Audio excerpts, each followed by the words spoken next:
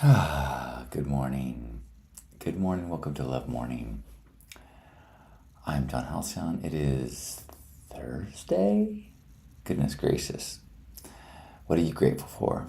I would love to hear. I'm grateful for this hat, this glorious macrame hat. Can you hear that? There's wooden beads on this hat. It was gifted to me at Wisdom 2.0. A woman saw my pink hair and said, someone gifted me a hat. I think you should have it. Delightful. It is a hat infused with gifting and beads. Always is a time to share gratitude, even if you're kinda down and not in the mood. Today I woke and had a little bit of oomph in my heart, but it's just the beginning of the day. It is just a start. There's plenty of time to turn it around. I can lift up my attitude and pick it off the ground. And if we get together and share what is inside, there is a perfect chance that this day will be alright. Oh, love morning, yeah. Oh, love morning, yeah, da da da. Good morning. Welcome to Love Morning. I gotta say, that song surprised me. I'm gonna put that in the A category, maybe A minus. I did wake in a little bit of a kind of mood, and I think I've been in that mood for a few days. Not just kind of at the surface. Like yesterday, I had to install a child seat. Lisa's was gonna go pick up a friend and give a ride to their 3-year-old, and so I put our car seat in her car, and my hands were cold. It was cold out, and I couldn't get this one buckle thing in, and I've done it before, and I couldn't quite remember if it was the right way to do it, which is so frustrating to be like, I did this 2 weeks ago. How come I can't remember? And then it wouldn't go, my hands were hurting, and I just was like, I yelled like, ah! I mean, I was like, man, I'm really frustrated. I wonder if it'll work. And I just kind of like, I yelled, and then I was still fussing with it for a while longer. And then I looked around for something. I found like a piece of wood that I could just smash on the ground, which if I do that again, I will put on gloves first, because that hurt my hands a little bit to smash that piece of wood on the ground. And I feel like a little bit on that today, like I'm on the edge of like, if I get it too much confrontation, I will be it'll hit my boiling point, and I will want to run or yell or punch a pillow or smash a piece of wood or something. So I'm giving myself a little like, hey, heads up today, John. That being said, I do feel better. Just even that song I sang kind of turned me around a little bit. I was noticing yesterday, same thing happened where I started the Love Morning and then felt a lot better after people shared their gratitudes and after the reminder to celebrate the preciousness of life. If you're here, say hello. Like Yamil. Good morning, Yamil. Hopefully you're having a good day and are in the pre-love burn fury or enthusiasm or spell. I see a lot of people posting about love burn, so I'm guessing that is close, right? It's got to be. I am grateful that I closed on my condo. I sold a condo. My first time ever selling something. So that's exciting. It feels very grown up. Good morning, Gerbat. Good to see ya. Email says that the Loveburn map has come out. So the Tetris game has begun, meaning like how you're gonna put your camp together. Is that what you mean? Well, I have had so many fun times at Loveburn. if I was in a different part of my life, I would love to return. But I'm in that place of treading lightly on festival events. I I had actually an epiphany last night where I recently was in a situation where I was the sober one and was reflecting on, like there was a time in my life when I was never the sober one. If it was a situation where intoxication would be appropriate, then I would be intoxicated, and that's not the case anymore. And sometimes that identity of, if it's a place where people are intoxicated, I'm going to be intoxicated. That's part of the evolution process that makes the burn events, ones that I've been kind of hesitant to participate in. Vesper, talking about my frustrations. I feel that so hard. Screaming into a pillow or pounding on the bed, then shaking my whole body helps release the rage energy in a non-destructive way. Yeah, I may have to do that again. Maybe really fully get it out. I feel like it leaked out but didn't purge. But then again, I've got a few things that are kind of ongoing situations and ones that I can't really talk about here yet, maybe ever, but they are requiring that they are things that I'm thinking about and worrying about. Actually, and several of them are happening today, so maybe I will be better tomorrow. Oh, speaking of which, I'm going to a retreat this weekend, so I will be not here on Saturday, Sunday, Monday. So I hope you have a good weekend, but I will be here tomorrow.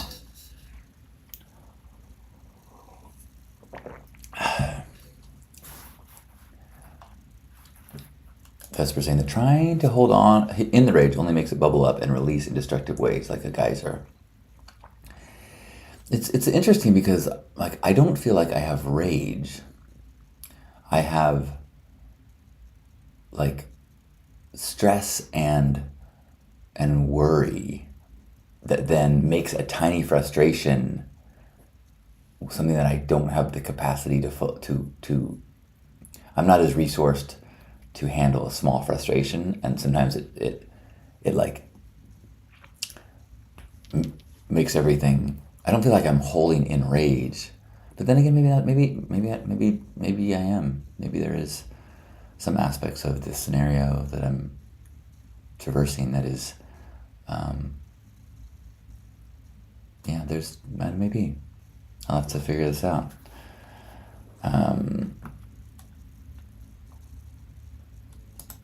Chris is grateful to be able to awake from nightmares. I know people who take sleeping meds and are stuck in their nightmares.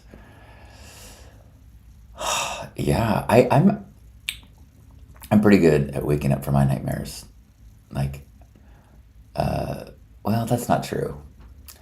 I often do have awarenesses where I'm like, this is a dream, and then I wake up. I had one where like a big tsunami wave was coming at me, and as it was like barreling, I was like, oh, I'm dreaming. And then I'm like, wonder what's gonna happen when the water hits me, and then whoosh, it hit me and I woke up. But the fear was gone because I knew I was dreaming. But I don't have like nightmares, but I have stress dreams. Like last night, I had one dream where, man, I was struggling so hard to find a place to go to the bathroom. And there were all these bathrooms, but they had mesh things over them, like things that you would put over a sink so the hair doesn't get through it, like a whatever you call those things. And I had to take a number two, which is funny because when I did wake up and then I went pee, and I didn't have to go to number two, but anyway, I could, all these toilets had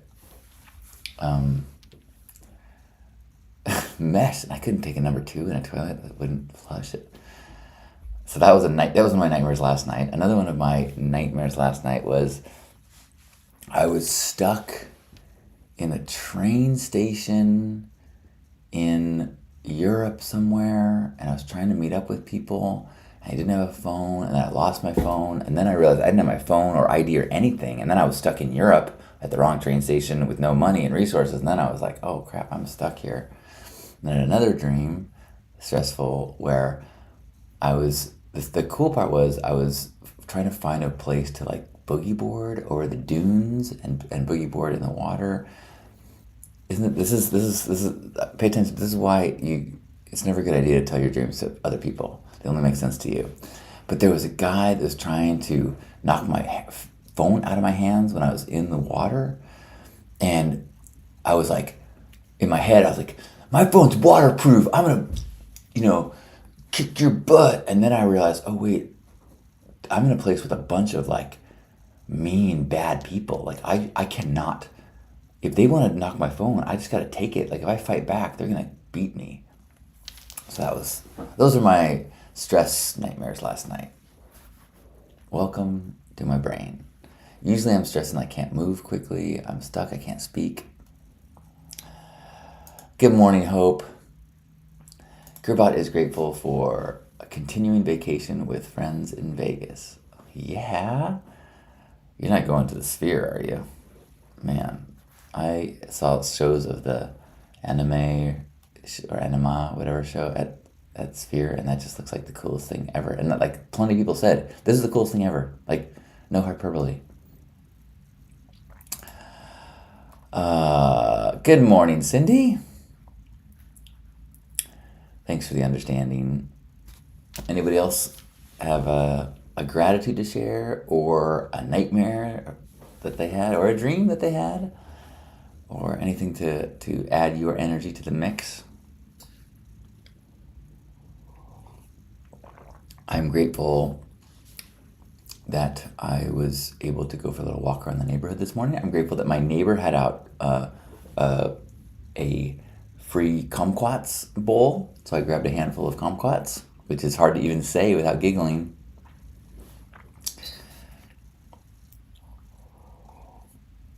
It's the most explosive of all the quats. Anyone else have any gratitude? I'm grateful that I had a nice talk with my mom this morning. She's been sick for 2 weeks. I'm hoping that she's feeling better. And a lot of people that are sick right now. So I'm grateful that I'm feeling well and that Lisa's feeling well. Grateful for a beautiful conversation with Lisa yesterday and some fun Wordle adventures. Anyone else want to share any gratitude? I've got some research I got to do today. And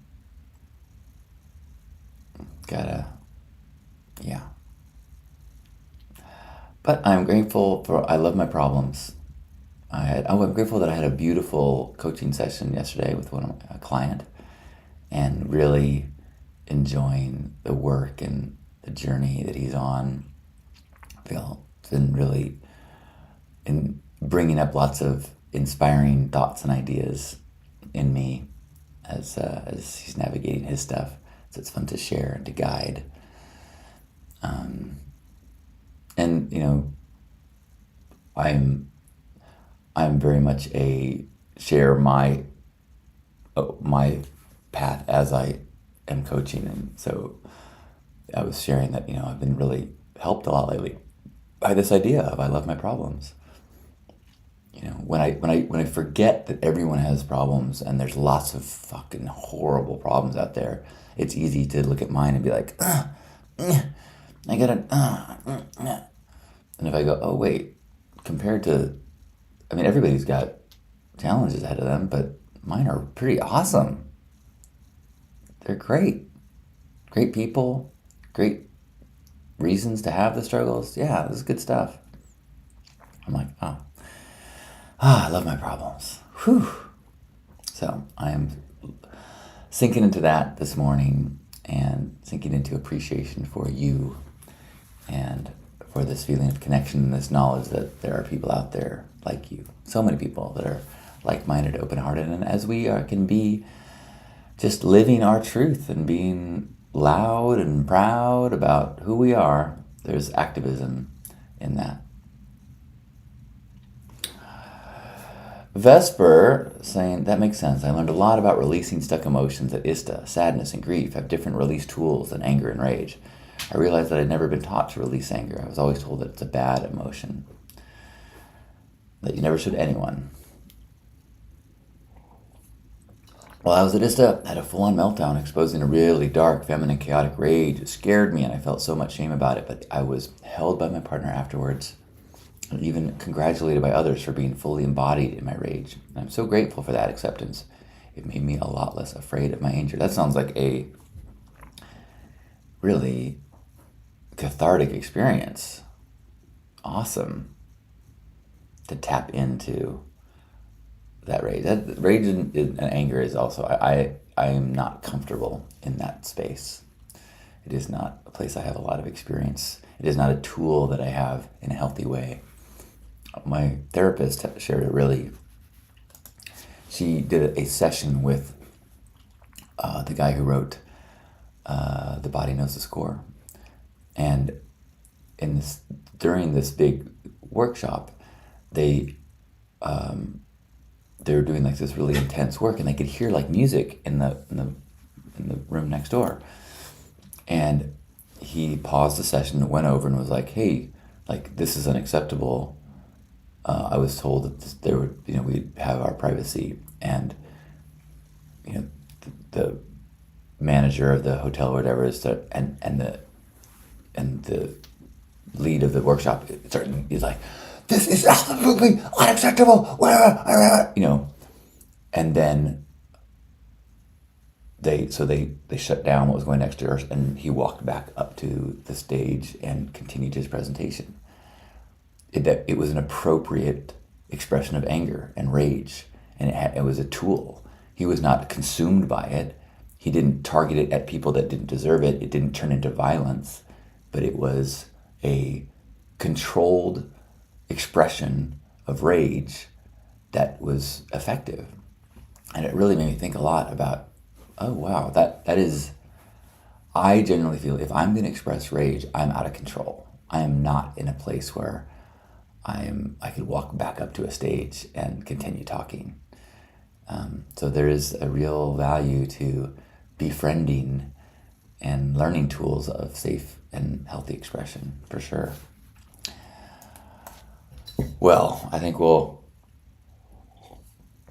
head off into our lives and share some gratitude and try to be expressions of honesty and truth, even if that is rage, if we have to, and try to be authentic in who we are in the world. So, and trust that is of service, the more authentic we can be.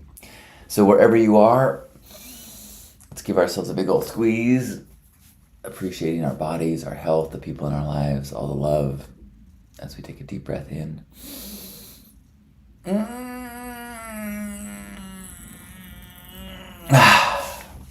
On behalf of Grandpa Caleb and everybody here, thanks for being here. I love you. And to you, Vesper, and everybody here, thank you. Good to see you.